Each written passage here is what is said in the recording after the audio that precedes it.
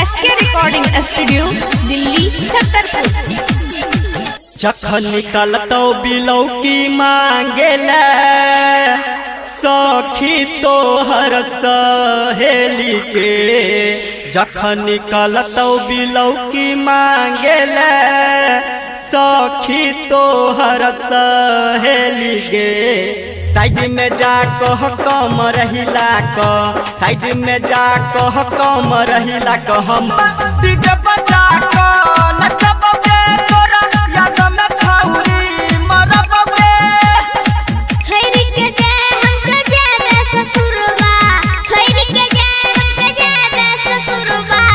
तारी पी के नचबे तोरा याद में छौरी मरबे।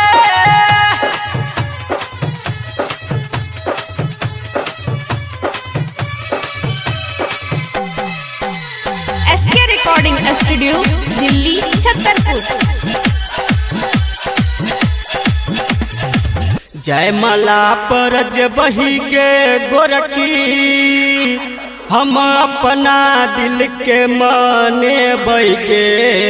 जयमाला पर जबही के गोरकी, हम अपना दिल के माने बैके।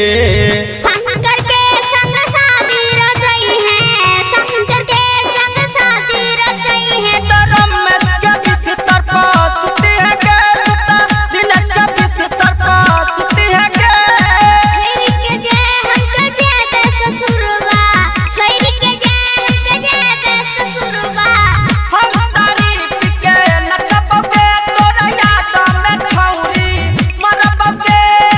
छोरी के जे हमके जाबे ससुरबा, छोरी के जे हमके जाबे ससुरबा। हम तारीफ के नचबे तोरा याद में छौरी मरबे।